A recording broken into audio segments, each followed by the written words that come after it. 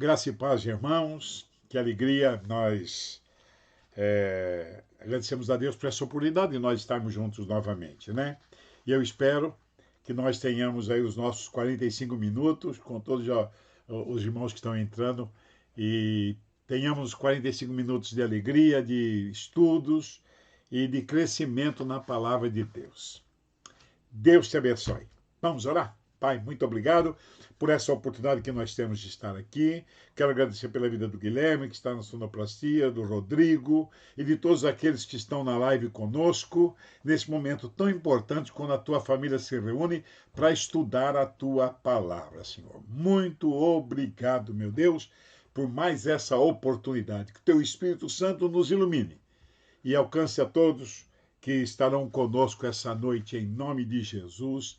Amém. Bem, antes de começarmos o assunto sobre glutonaria, eu preciso dar duas respostas. Uma, eu não sei, doutor Gustavo, o senhor me ligou, eu não sei se o senhor é médico, eu não sei se o senhor é dentista, se o senhor é advogado, então eu vou me referir ao senhor como doutor Gustavo só. Porque eu não sei mesmo. Se o senhor quiser depois, pode me ligar de novo. Mas muito obrigado pela sua participação em ter me ligado. Na verdade, a todos vocês que estão participando da live, deixa eu explicar. Que o doutor Gustavo entrou no meio. Então, ele pegou a coisa um pouco andando. Então, ele fez uma pergunta que qualquer um de nós faríamos, já que pegou a conversa pela metade.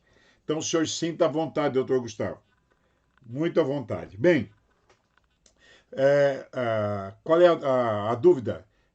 Porque ele pegou a conversa pela metade. É que quando ele chegou, eu estava falando sobre que há três tipos de bêbados, voltando à bebedice, que tem três tipos de bêbados. E eu falei na sexta-feira passada que tem o bêbado normal, tem o bêbado patológico e tem o bêbado crônico.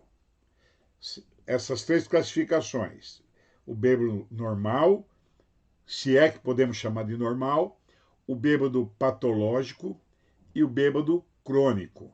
Bem, o bêbado normal é aquele cara do happy hour, da sexta-feira à noite, a turma da breja, a turma do sarau, né? A turma do porre da sexta-feira. Parece que ele é normal, mas ele desenvolve no comportamento dele três manifestações. E aí é que eu acho que houve a dúvida aí com o doutor Gustavo. Três manifestações dentro do bêbado normal. Quais são as três manifestações? É a do macaco, aquele bêbado palhaço que quer fazer todo mundo rir, é aquele bêbado que expõe a intimidade dele, aquele bêbado que expõe a intimidade da família, desde que ele provoque risos nas pessoas, ele expõe. Ele não tem o senso do ridículo. É um palhaço, é um macaco. Fica saltando, fazendo as pessoas rirem.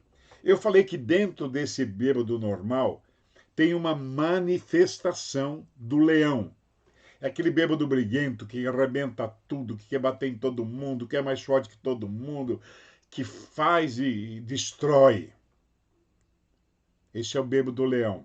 É uma manifestação do bêbado normal. Dentro ainda do bêbado normal tem o bêbado porco. É uma manifestação. É aquele cara que vomita em qualquer lugar, vomita em cima dele, vomita onde ele estiver, faz xixi na roupa, ele fede azedo, até o suor dele fede bebida, né? Fede azedo. Então, dentro do bêbado normal, nós temos o bêbado macaco, o bêbado leão, manifestações, né? Quando eu falo em manifestação, eu estou falando que ele assume esse comportamento de macaco, de leão e de porco. Tá claro agora? Bem, dentro do bêbado patológico, é aquele bêbado que bebe pouco, mas faz muito de estrago. Um pouquinho para ele já é o suficiente para passar da tampa. Essas pessoas, patologicamente, elas são altamente, extremamente vulneráveis ao álcool. Elas não podem beber quase nada, que elas ficam loucas, elas ficam violentas, né? Eles chegam a dizer assim, é, eu nem sei porque eu fiz isso depois, mas fez, né? Ele, ele patologicamente ele age dessa maneira. E tem o bêbado crônico. É aquele bêbado que bebeu muitos anos, e já ele recebe o apelido da turma de pudim de pinga, né? Ele, ele, ele, ele já está totalmente dependente. Ele já sofre de algo chamado no latim delirium treminis. Ou seja, o cara tem delírios. E quando é que se manifesta esses delírios? Quando ele aumenta a dosagem da bebida. Você já conhece. Eu estou dizendo que eu trabalhei numa firma que eu era motorista. Nós éramos em dois motoristas. Então nós viajávamos, né? E eu trabalhei com um deles que ele chegava de manhã, irmãos, assim, tremendo. E nós saímos, ele falava, sempre que nós saímos da firma, ele falava, leva o caminhão que eu não estou conseguindo. Porque a gente sempre tinha um negócio que eu não gostava de dirigir no trânsito de São Paulo e fora de São Paulo na estrada, aí eu pegava. E eu levava, porque nós tínhamos que parar num posto para ele tomar uma. Um lugar que tinha um bar próximo, que aquele tempo não tinha tanto esse negócio de delivery. Não é delivery, esqueci o nome. É, esqueci o nome. Esses barzinhos que tem hoje no posto. Há uma pergunta aqui que vale a pena responder. Boa noite, pastor. Onde se encaixam os bêbados ricos e chorão? Ó, eles podem se encaixar é, em qualquer desses, mas normalmente é no crente, no crente não, é no bêbado normal, né? Porque ele assume algumas manifestações, né? Pode chorar, ele está dentro dessas manifestações. Normalmente é um crente, é um bêbado normal, né? Mas voltando ao bêbado crônico, é, ele treme de manhã, tem que tomar loja de conveniência. Obrigado, Leonardo. É o Flávio também, loja de conveniência, obrigado. Marcos Mancilha, obrigado também. Então, aquele tempo não tinha essas lojas de conveniência, então tem que parar num posto perto de um bar para ele beber. Vocês acreditam? Pode acreditar em mim. Ele bebia um copo daquele chamado copo americano, ele bebia de gin, ele bebia e já saía do bar sem tremer. Pronto para viajar. Chegava a dirigir direto assim, porque a gente ia revezando 300, 400 quilômetros, depois eu pegava.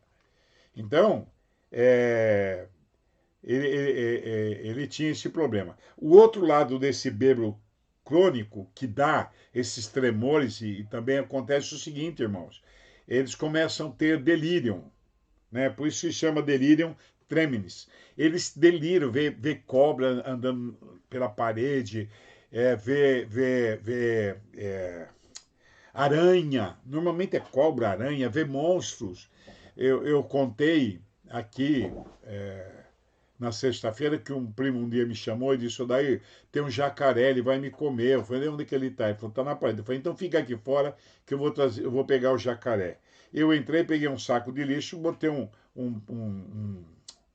negócio de sapatos que ele tinha dentro para fazer volume e sair. Falei, ó, o jacaré está aqui dentro, pode entrar agora. E ele acreditou.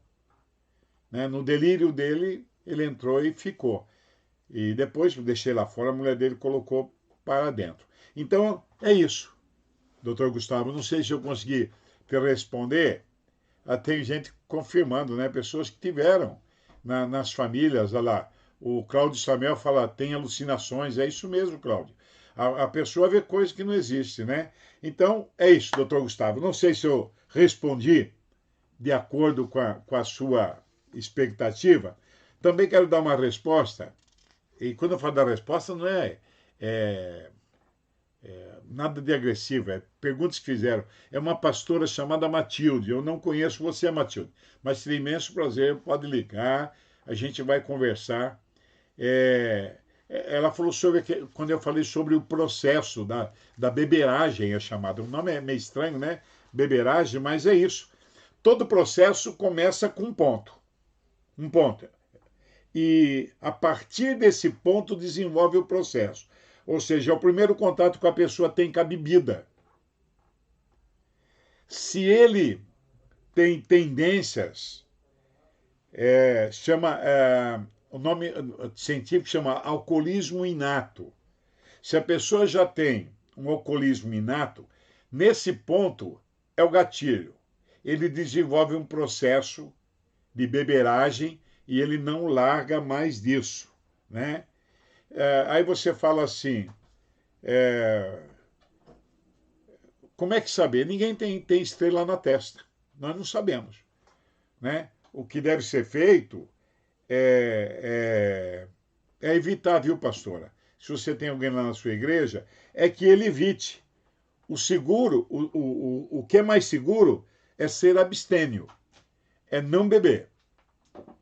Porque a partir desse ponto pode desencadear todo um processo de dependência do álcool, né? Começa com uma bebida inocente, começa numa festinha, começa numa brincadeira de amigos, de adolescentes, e aí a pessoa fica na igreja defendendo a bebida, sabe por quê? Porque ele já descobriu que ele é um escravo, e ele precisa justificar isso. Então, pastora, eles começam a nos criticar porque nós condenamos isso, né? E aí, tem aqui, quando eu era alcoólatra, era muito violento, ó, o Edson Santos. E é isso mesmo, o Edson. Você está dizendo que quando você bebia, quando você era muito violento, sabe por quê? Porque você caía naquela manifestação do leão.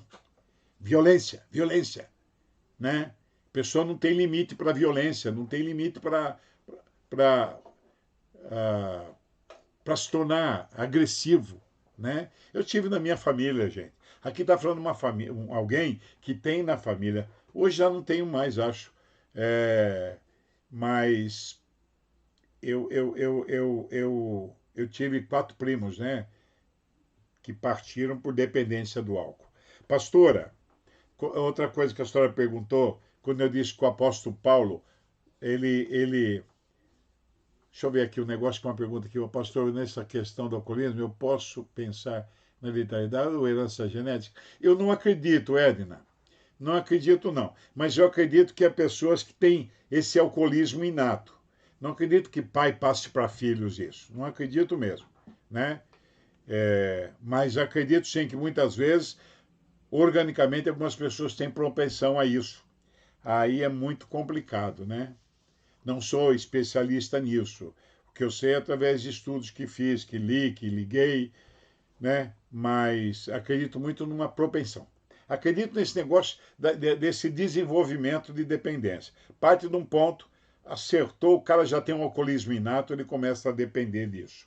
Bem, pastor, o que eu falei sobre a 1 Timóteo 5,23 é que as pessoas, pastora, elas se escondem dizendo que o apóstolo Paulo mandou o Timóteo beber vinho e misturar com água. Não é isso. O apóstolo Paulo aconselhou, ele não mandou. Não mandou. Você vê, pastora, como nós sofremos. Vou explicar por quê. Não estou tornando nem a senhora, nem tampouco eu, a mártir desse assunto. Mas é gozado. O apóstolo, nós estamos falando de uma época, pastora, em que a água era poluída demais. Então o apóstolo Paulo pede a Timóteo que misture um pouco de vinho, que ele faça um refresco entre o vinho com a água, faça um refresco para ele beber. E ele fala, por conta das suas enfermidades, por conta das suas dores de estômago. Mas é gozado, pastor. É que os membros estão quando a gente fala alguma coisa de bebida, eles falam assim, mas o apóstolo Paulo, deixa eu ver aqui uma Débora.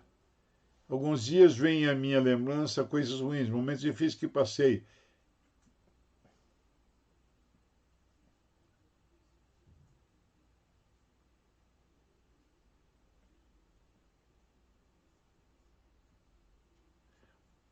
Você que escreveu esse problema de beber, de ficar depressivo e voltar a beber, pode ligar para mim ou para o pastor Ayrton Mutini. Converse comigo, nós vamos tentar te ajudar sim. Vamos tentar te ajudar. Eu tô evitando de dar nomes porque eu não quero nenhuma exposição, né? Mas é, eu vou te ajudar, tá bom? Você liga, eu vou deixar meu celular no final, quero que você me ligue. Bem, voltando aqui, pastora. É gozado, todo mundo fala de 1 Timóteo 5:23, que é um conselho do apóstolo Paulo. Mas tem uma ordem do apóstolo Paulo, em Efésios 5:18, que ele diz assim, isso é uma ordem. Não embriagueis com vinho onde há contenda, mas enchei-vos do Espírito Santo.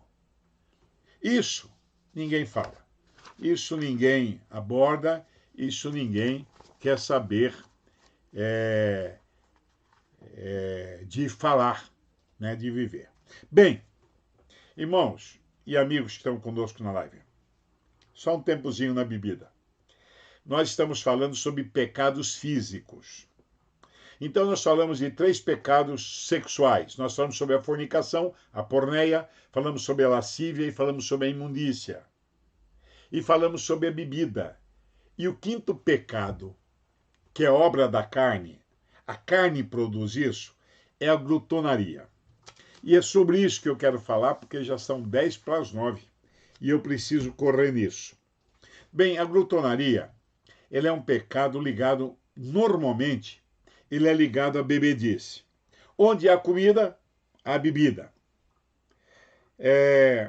A palavra glutonaria, ela foi traduzida, ou ela foi usada, vamos falar assim, porque ela se reportava a um cortejo grego para o deus pagão chamado Dionísio. Tinha um deus chamado Dionísio, um deus pagão, e a glutonaria estava, da mitologia grega, e a glutonaria estava estritamente ligada a esse deus. Agora, isso no mundo grego. No mundo romano, eles criaram uma outra festa para um deus chamado Baco.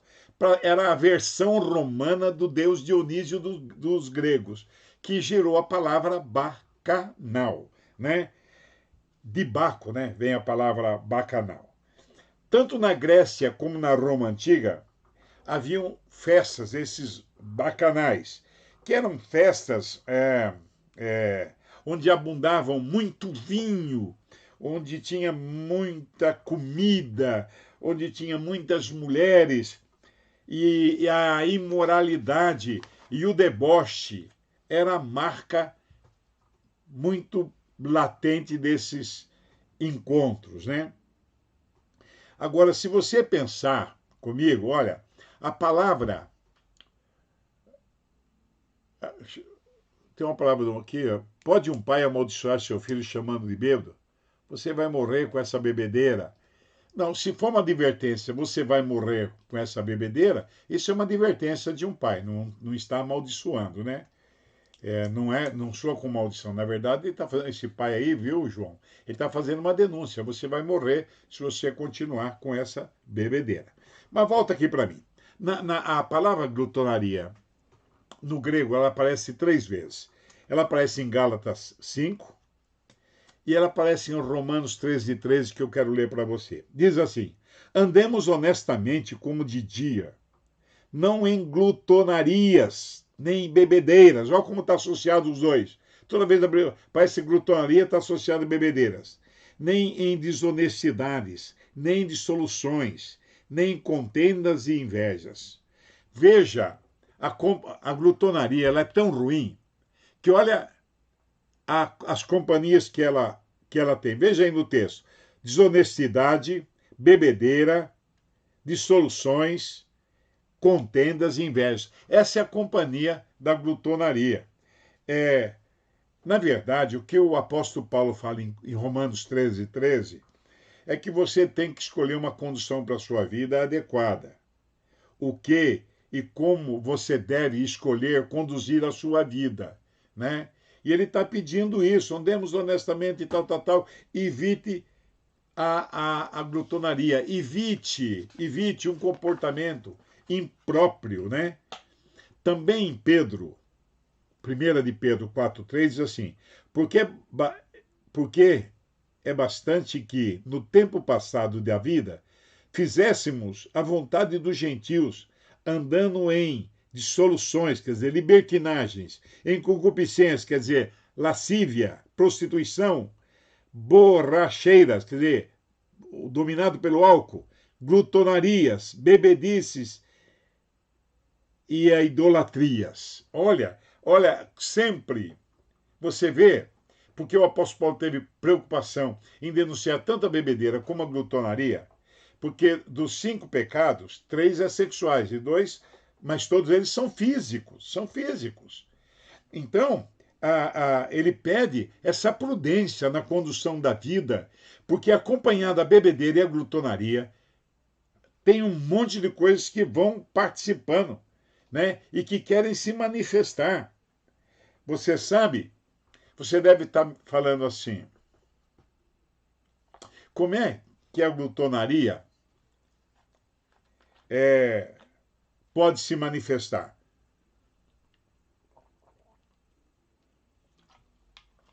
Bem, ela só tem 2 maneiras. Uma é nas festas, Natal, casamento, aniversários, celebrações de fábricas. Que mais, Guilherme? Ajuda?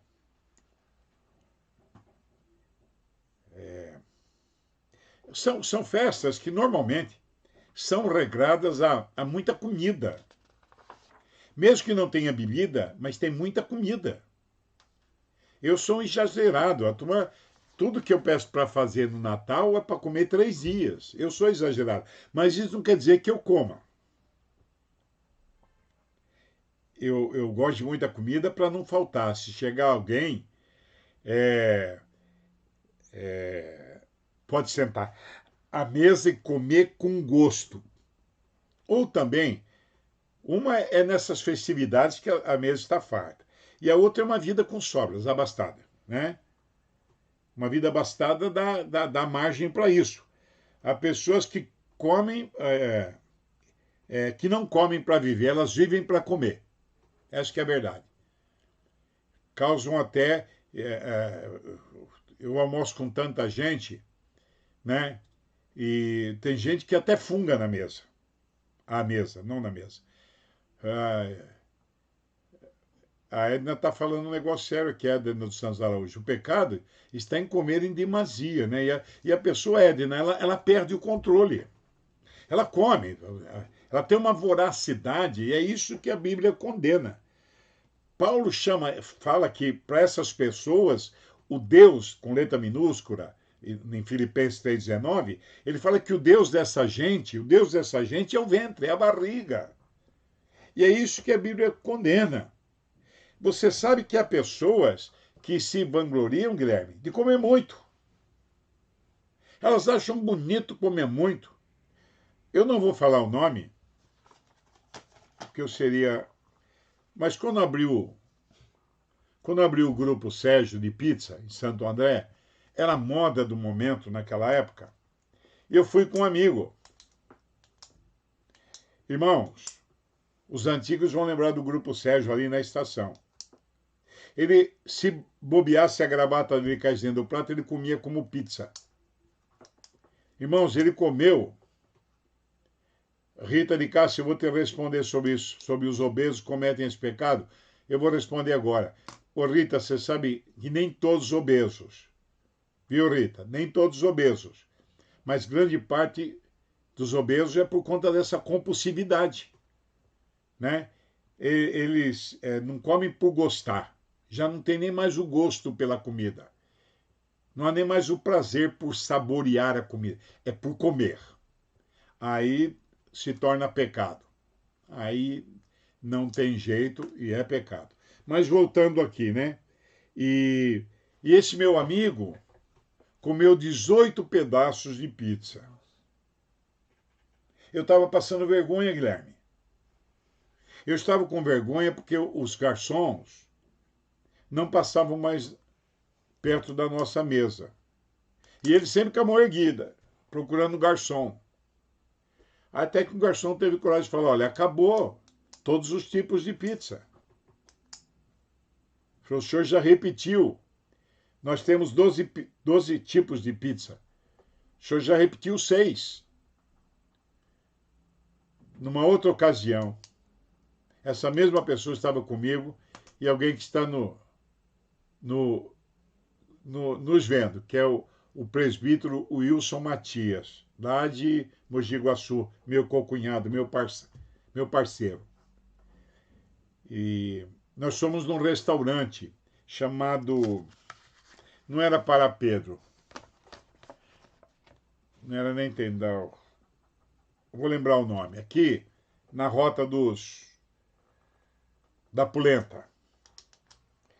E esse senhor foi conosco. Irmãos, ele comeu tanto. Ele só não comeu a pochete do gaúcho. O gaúcho tinha uma pochete na cintura, ele só faltou pedir a tampa da pochete para comer. Ele comeu tanto que nós chegamos lá às 11h30. O restaurante estava vazio e nós estávamos os três lá. Eu comi 2 sobremesas. O Wilson Matias, que está nos vendo, pode confirmar.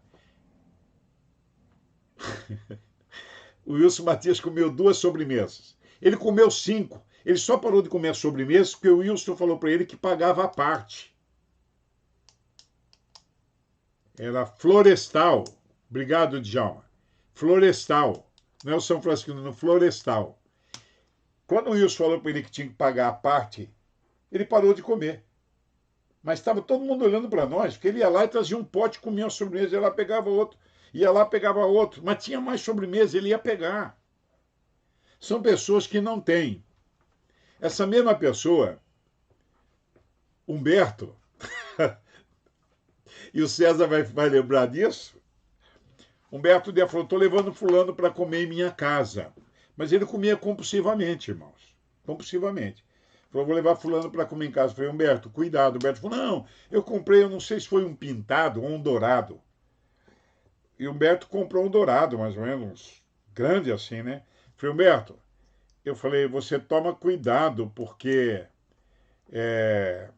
essa pessoa já almocei com ele umas 2, 3 vezes e já passei vergonha. Ele come muito, né? Ele falou assim, não, mas a Sônia estava viva ainda. A Sônia fez outras comidas e vai ter um jeito de... Bem, querido, quando chegou a tarde, Humberto chegou na igreja. Se o Humberto estiver vendo na live, Humberto, entra aí. Falei, Humberto, e aí, como é que foi o almoço? Ele falou, sobrou a cabeça do peixe para mim, para a Sônia, para o César, para a Kelly, para o Tutu e para o André. O cara comeu tudo. E o Beto, mas o Beto falou para... Quando ele falou comigo, ele falou nervoso. Ele falou assim, sobrou a cabeça. Mas eu tinha avisado que o cara ia comer, o cara ia... Eu conheço a peça, né? Conheço. Então, tem pessoas, irmãos, que come, né? E a Bíblia condena isso, esse descontrole, né? Essa voracidade. Você sabe que o mercado farmacológico, eles... Observa uma coisa, nunca se falou tanto em remédio para o estômago. Nunca se fez tanto propaganda para remédio para o estômago. Remédio digestivo, é batatinha enforcando o cara, é um pedaço de pizza enforcando o cara. Eles estão, né? Qual é o foco? O foco é dar remédio para quem come mais. Eles não proíbem comer. Eles não denunciam comer, mas se comer, nós temos o remédio. A indústria farmacológica descobriu um grande veio nisso. Não dá para convidar esse irmão para almoçar, não dá mesmo, viu, Roberto? Não dá. A indústria farmacológica, ela descobriu um grande veio, que é a comida. Você já viu as propagandas? São mesas lindas, mesas fartas, né? Mas eles não denunciam. Só no finalzinho, com uma tarja muito rápida, se persistir os sintomas, o médico deve ser consultado. Mas eles introduzem que o alimento pode fazer mal. Ninguém fala, não coma batatinha, não coma isso, não coma aquilo, não beba isso. Mas se beber, tem o Engove. Se comer, tem lá o Epocler. Se comer... Eles não denunciam.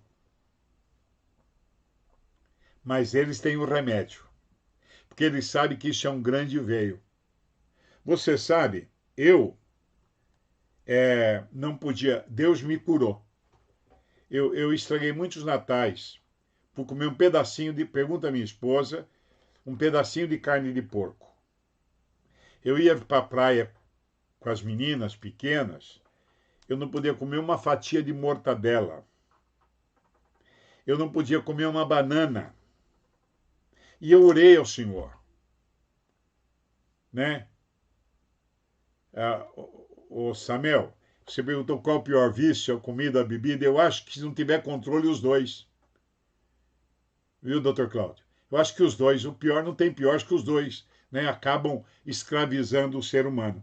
Então, voltando à mortadela, carne de porco, alguns natais eu passei tomando soro na Santa Casa, quando tinha um plano de saúde melhor no Cristóvão da Gama, porque me atacava o fígado. E Deus me curou. Eu não podia comer pipoca. Me atacava uma dor de cabeça insuportável. Irmãos, eu posso comer banana para dormir. Eu como mortadela que nem. Não que nem louco, eu não sou glutão. 2 fatias é o máximo que eu como. Mas não porque não tem problema. Eu como carne de porco no Natal, eu como torresmo. Então, mas porque Deus me curou. Mas se ele não tivesse curado, eu fui um consumista desse mercado farmacológico que vende remédios adoidados para as pessoas que não podem, né? Como eu, não podia comer. Por exemplo, há pessoas também como eu, que não podem. Eu tenho um amigo, eu não lembro se foi ele, né?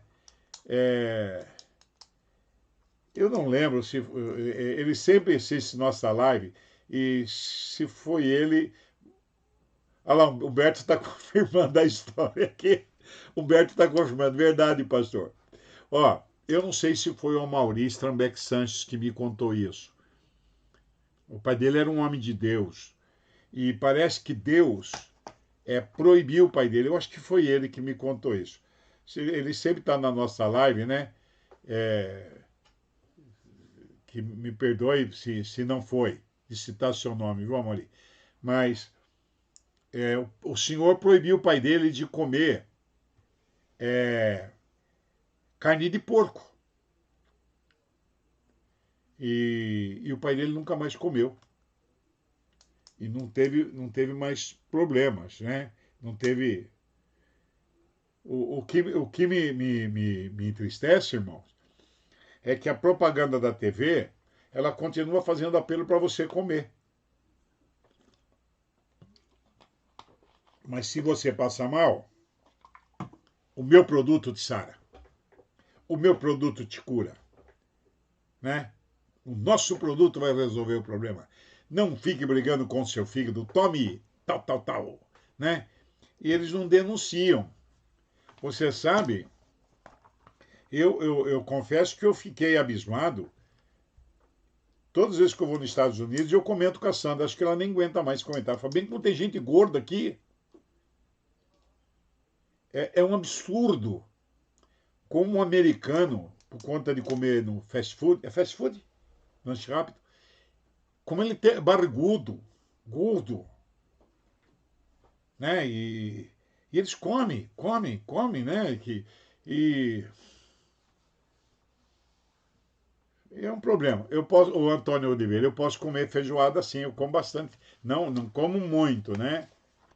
É, mas eu como. Alguém está dizendo, acredito que o vício da bebida é bem pior no que diz, né? Pois altera a consciência da pessoa. É, a gente, olha, eu acho que tudo que foge, o engenhoco, eu acho que é o pseudônimo dele, eu acho que tudo que foge que a Bíblia diz que é o domínio próprio é perigoso, né? Tudo que foge. A Bíblia pede para ter o domínio próprio e as pessoas muitas vezes não têm. Ah, ah, ah, bem, a Bíblia condena a glutonaria, né? Porque diz que é um apetite desordenado da carne. A carne faz a gente fazer essas coisas. E nós nos esquecemos que nós somos templos do Espírito Santo. E eu maltrato aquilo onde Deus vai habitar. Eu maltrato aquilo que não é mais meu, é de Deus. Eu fiz isso por muito tempo, irmãos. Por muito tempo. Pode ter certeza. Alguém que aprendeu, eu aprendi no Reio. Eu aprendi duramente o que eu bebi de boldo, o que eu bebi de cipó-cruz. Você não imagina aqui quando começou o Calvário, que tudo me fazia mal. Tudo me fazia mal. Você sabe que o mundo está entulhado de glutonaria. Vou dizer uma coisa a você. E nessa minha exposição, eu estou botando a minha cara a tapa. Você não sabe as pauladas que eu tomo depois, durante a semana, agora, de algumas pessoas. Mas, ó, eu queria só deixar um conselho a você. A turma disse que se conselho fosse bom, as pessoas não davam, vendiam, né?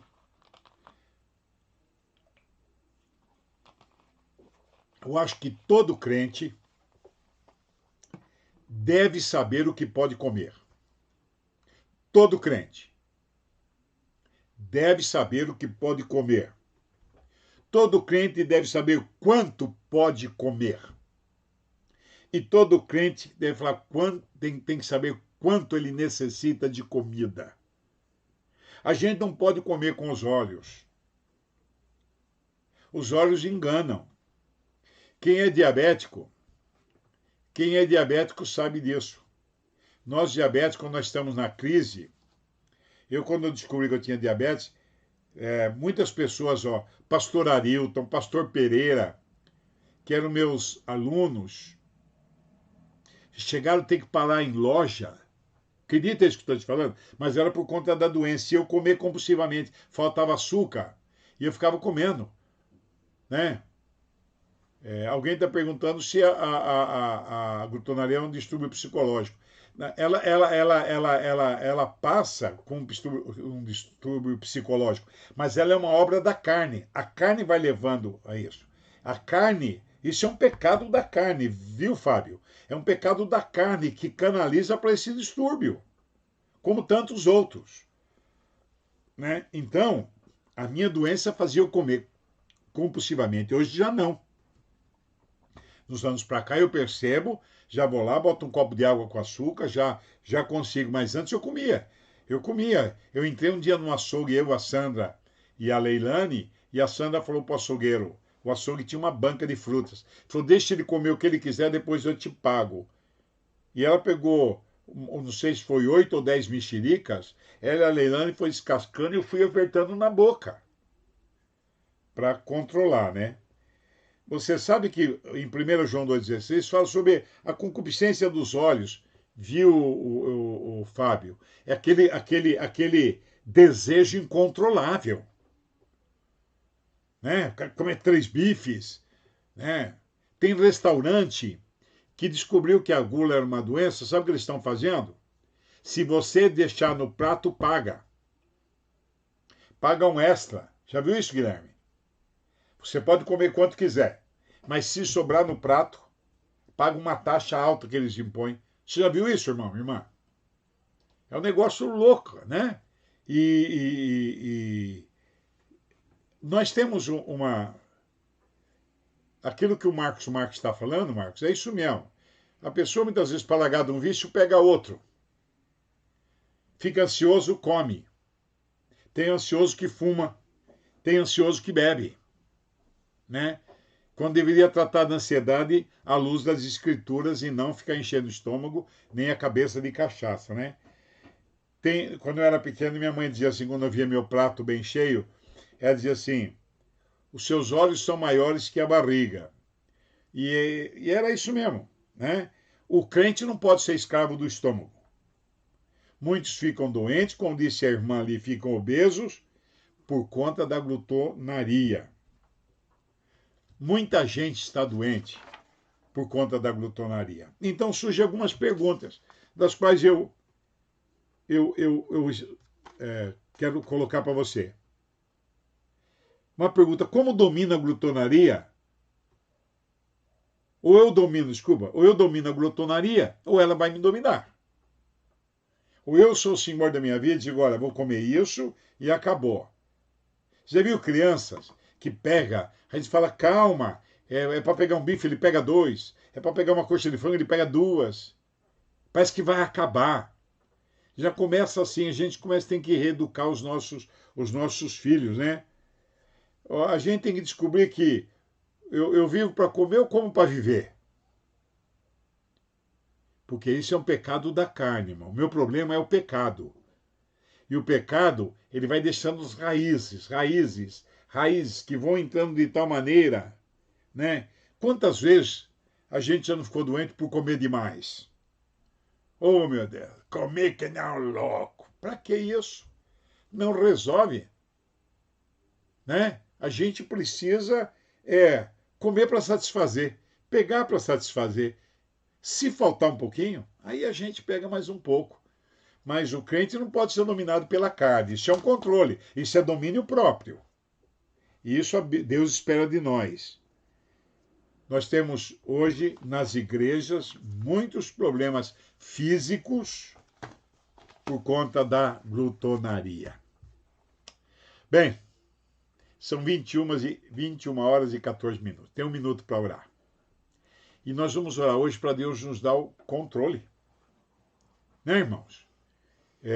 Eu fui escravo da bebida. A minha esposa, eu tinha 17 e 18 anos, a Sandra passou muita vergonha, não era crente. Passou muita vergonha. Eu não tinha controle. Pergunta a Sandra, manda ela testemunhar para você o que ela passou de vergonha comigo. Porque eu bebia. Eu estava testemunhando para a doutora Rose, acho que foi, agora à tarde, e eu disse a ela, eu percebi que onde eu trabalhava, eu saía para almoçar. Saía aqui na estação, eu ia na Travessa de Ana ali, tem uma casa de jabá e tinha uma pinga.